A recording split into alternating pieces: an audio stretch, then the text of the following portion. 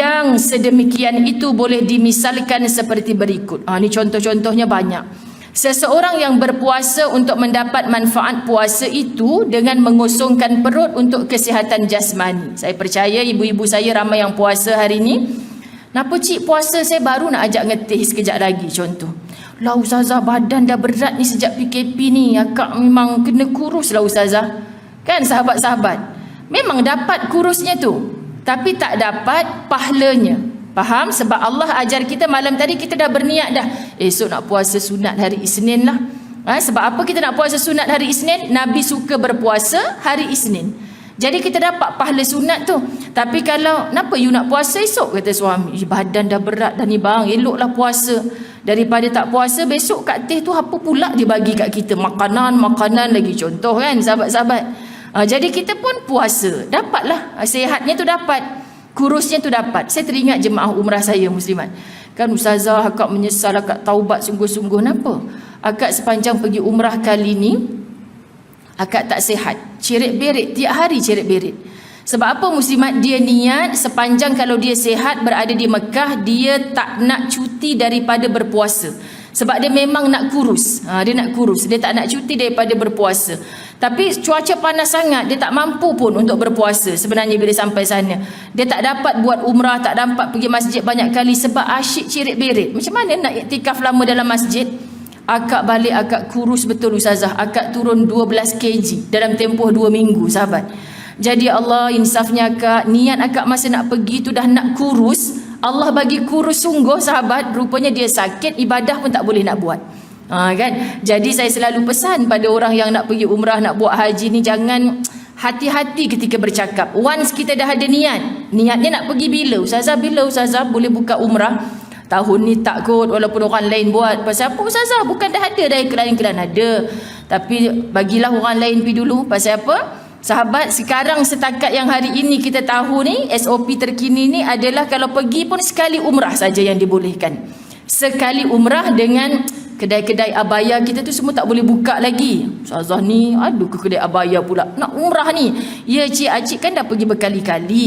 Ibadah acik kat sini ni mantap kan. Gunakan duit tu untuk banyakkan infak, itu lebih besar pahala. Minta maaf, itu bagi pandangan Ustazah Zai. Sahabat, saya tahu ramai orang yang rindu tak sabar-sabar nak pergi. Tapi nanti bila pergi sana dihalang, contoh nak ke masjid pun kena jaga. Bukan 5-5 waktu. Ada giliran, ada nak iktikaf lama-lama tak boleh macam dulu.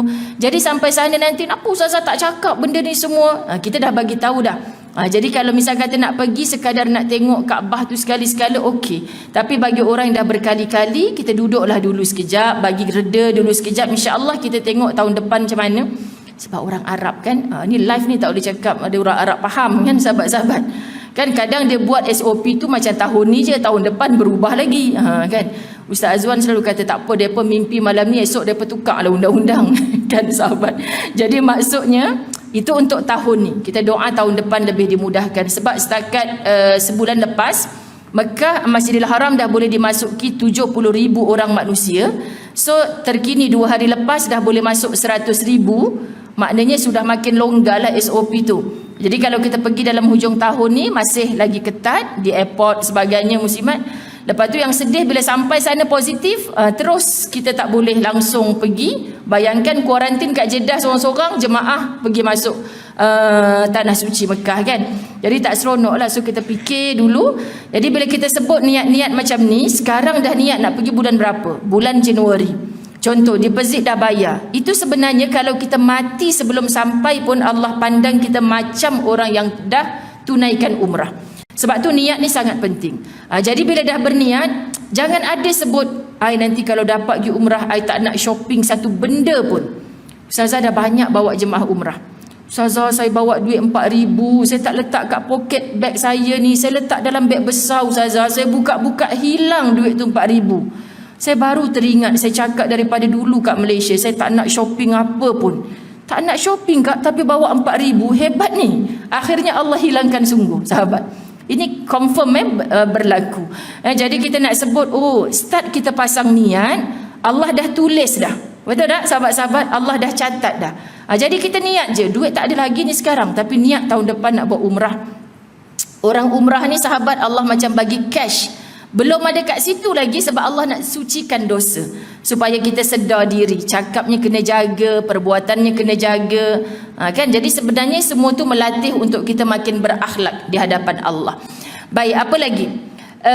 Sembahyang di tengah malam untuk sesuatu tujuan dunia, kan? Okey, buat tahajud 18 rakaat, elok azan subuh dan tahajud 18 rakaat di Facebook kita. Wow, 100 orang like. Belum lagi habis waktu duha ni dah 100 orang like. Apa tujuan sahabat? Okey, jadi hati-hati. Berderma dan bersedekah supaya mendapat pujian. Kan? Hati-hati, kita ramai sangat terlibat dengan bantuan sepanjang PKP. Tak salah untuk menunjuk cara. Pergi kat perkampungan ni, panggil berapa orang asnaf, tunjukkan kat Facebook, tak salah, tapi jaga hati ketika dipuji. Baguslah Masjid Ibn Abbas tapak ni, rupanya dia kumpulkan 100 orang asnaf, beratur dekat depan jalan raya, bagi seorang satu. Masjid lain tak ada kan buat macam tu, tak ada kan, tiba-tiba sahabat-sahabat kan. Jadi hati tu kita yang jaga. Okay? Kemudian menziarahi pesakit supaya kita diziarahi pula ketika kita sakit. Ibu-ibu, mak-mak kita dulu ngajar macam tu kan, pergi ziarah orang sakit. Kita tak tahu nanti kalau kita sakit siapa yang datang ziarah kita. Jawapannya tak salah berniat macam tu, tapi jangan hari ni saya ziarah Kak Jah dengan harapan nanti saya sakit Kak Jah ziarah saya. Tak semestinya. Hari ni kita tolong orang A, ikhlas, tapi nanti belum tentu A yang balas pertolongan tu. Kan, Ustazah, saya tolong A tu, dia dah kaya raya sekarang. Saya pun cakap dia, boleh tak aku nak pinjam duit 1,000? Kau ingat tak dulu kan masa kau susah aku bagi kau pinjam duit 1,000? Ya aku banyak benda ni aku tak boleh pinjamkan kat kau. Kita balik kecewa. Sampai hati dulu masa kau susah aku yang tolong. Tak payah berharap pada dia. Kita dah ingat, dah tolong dia hari tu, lupakan. Bila kita ikhlas menolong dia dan kita lupakan, percayalah Allah datangkan B to Z pada kita. Ini bahasa saya nak bagi mudah untuk faham sahabat. Kita tolong orang seorang hari ni, kita rasa orang tu akan tolong kita. Tapi kalau kita serahkan ibadah yang kita buat tu untuk Allah, Allah boleh datangkan seluruh bala tenteranya untuk tolong kita.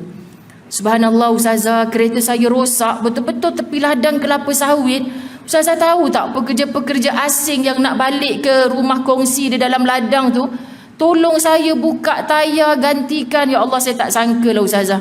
Tiba-tiba saya balik tu bergenang air mata syukur dengan suami. Suami kata, you ingat tak dulu masa kita tolong kereta orang tu, tak mana-mana orang tu pergi. Bukan orang tu yang tolong, tapi Allah datangkan orang lain. Ini biasa dalam hidup. Betul tak ibu-ibu dirahmati Allah? Syaratnya ketika kita buat tu memang untuk Allah. Jangan dengan jiran pun macam tu. Tak apa bang, hari ni kita baik dengan jiran sebelah. Kalau kita sakit nanti adik-beradik tak laju-laju datang, jiran sebelah yang tolong. Tiba-tiba kita telefon dia, aku ngantuk lah, kau carilah orang lain. Sakit hati tak sahabat? Sakitnya hati, ya Allah, sakit hati. Tiba-tiba jiran yang duduk rumah hujung, kau cakap kat WhatsApp kau tak sihat kan, kereta rosak. Tak apa, aku sampai depan pintu rumah kau. Ya Allah bang, malunya kita tak pernah tolong dia bang, rumah hujung. Kan kita tolong jiran sebelah. Kalau aku tahu dari dulu aku tak tolong kau, aku tolong rumah hujung tu. Tapi kerja Allah. Faham muslimat? Bila kita ikhlas. Ya Allah Tuhan, kehidupan ni mengajar kita macam tu.